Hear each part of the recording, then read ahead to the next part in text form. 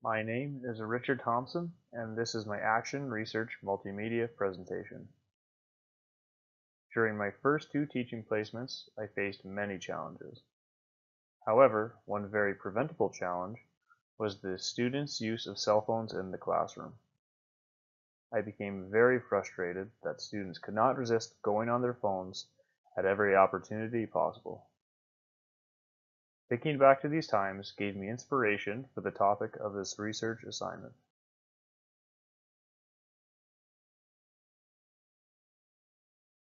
With that said, my problem statement is as follows.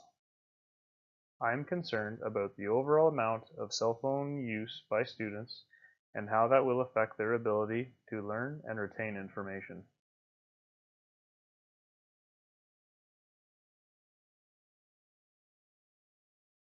Students are on their cell phones more now than ever before, and it is a massive physical and mental distraction. Especially in a workshop, students need to be alert and focused on the tasks or machines they are working on in order to work safely. I am bothered by students who are more interested in their social media presence and games rather than in me, who is trying to help the students learn new and exciting concepts. It shows a lack of respect, which I am sure many teachers are bothered by. Additionally, the distraction that cell phones cause the student and the class can impair their learning and lead to lower academic achievement.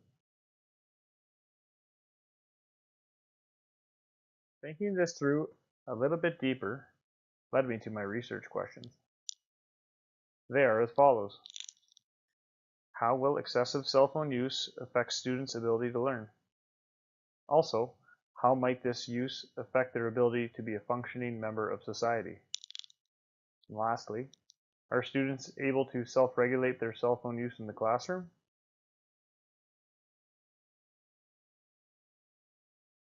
In order to give more relevance and meaning to this research, I have defined some key terms relating to my questions. Excessive, more than is necessary, normal or desirable, immoderate. Cell phone, a portable, usually cordless telephone for use in the cellular system. Students, a person formerly engaged in learning, especially one enrolled in a school or college. Ability, possession of the means or skill to do something. Society, the aggregate of people living together in a more or less ordered community. Regulate, to govern or direct according to rule.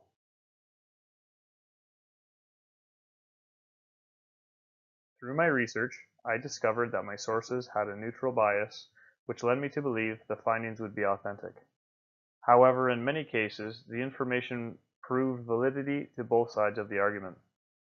Although the popularity in cell phones is far from new, there may not be enough data to reach a conclusive stance.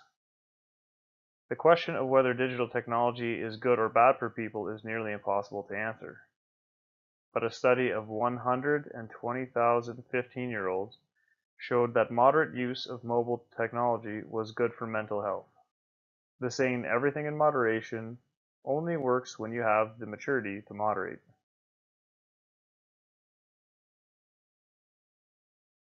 Pulliam finds that since the increase of cell phones in the classroom, there has been a decrease in grades and seat work.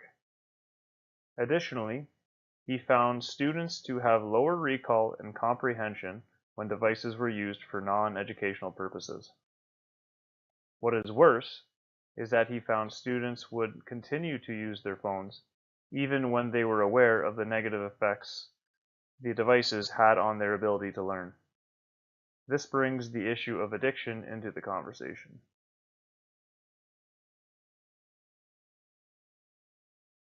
One resource I found was a data-driven report with results conducted in a high school.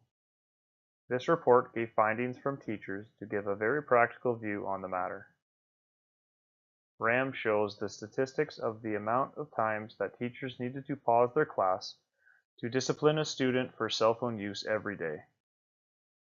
She also discusses a dramatic difference in school-wide grades to before and after a cell phone use rule was implemented. So not only are the students not performing to their potential, the teachers are not able to provide optimal lessons with the amount of disruptions they have.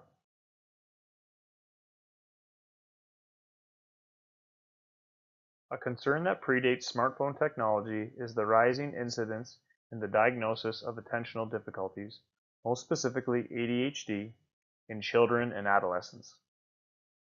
This underlying issue is important to recognize as cell phones are an additional outlet for these diagnosed students to become distracted. The report of Wilmer, Sherman, and Sheen stated that there is evidence to suggest that separation anxiety with smartphones does exist. This could very easily alter how people function in social situations or otherwise.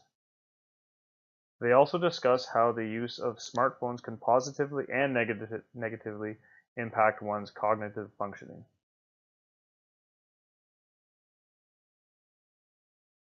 My research action plan. The following are some existing data sources that I will be using when conducting my research. Establish students' current grades to give a starting point. This will give a tangible number to compare students' achievement. Recollection of existing information retention and behavior, a qualitative source that will allow other comparisons for study.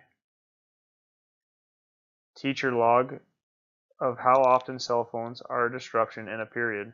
Important to note is this can limit the effectiveness and flow of a teacher's lesson.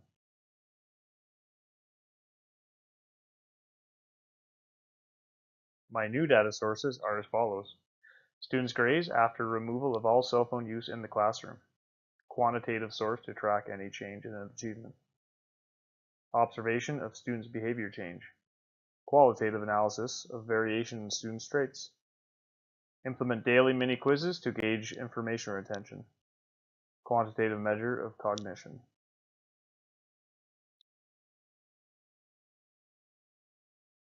Between the comparison of various types of student achievement, behavioral change, and having uninterrupted lessons, there should be sufficient data to appease the research questions. Using both qualitative and quantitative methods of research will help ensure triangulation throughout this process.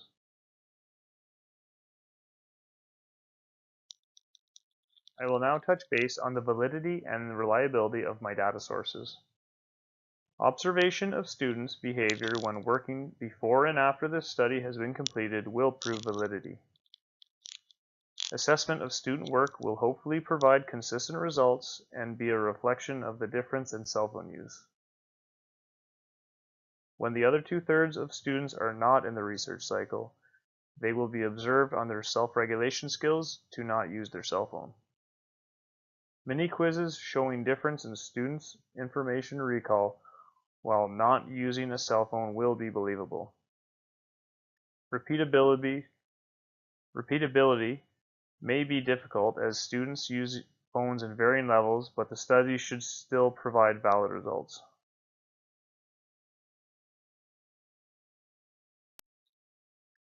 This study will involve students in a first period high school construction class. Completing the study in the first period of the day is strategic as students will be more social and eager to get caught up on the previous day's events. It will be conducted by the teacher with assistance from an EA if applicable. All students in the class will participate in the research, but they will be tested in thirds, 5 to 7 students at a time. The entire study will run over 3 weeks, where every student involved will receive the same testing and observation.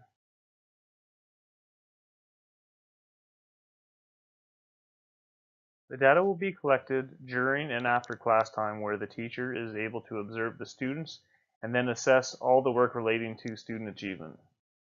Charts will be made to record these observations along with quizzes to assess information retention. This research will take place after midterm reports in order to allow for ample existing data to be gathered.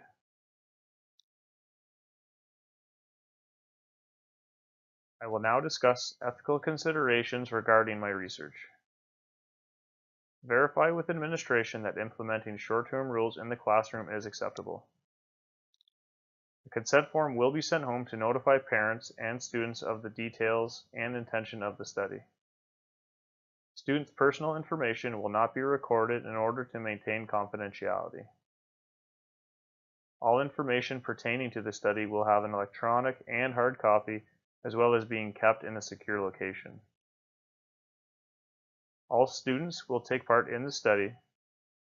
Regardless of achievement or behavior, most all students use cell phones, so all data collected will be valuable. This will avoid unnecessarily singling out students.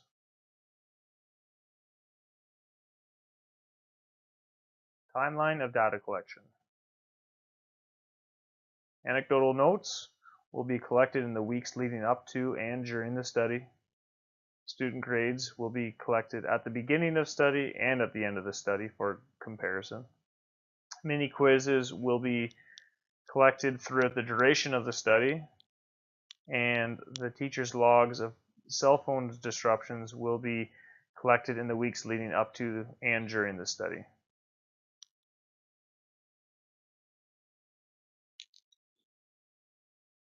As a technological education teacher and having a deep background in a trade, you come into the teaching industry thinking you are a bit of an expert.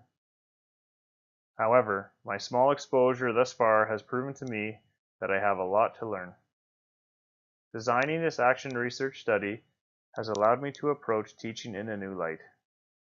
There is so much more to learn as an individual in order to help students achieve success. Upon completion of action research, we will be able to have a better understanding of the topic, our students, or even our environment. This will allow us to design more appropriate lesson plans or even courses of study. They will be tailored to our students, giving them a better learning experience.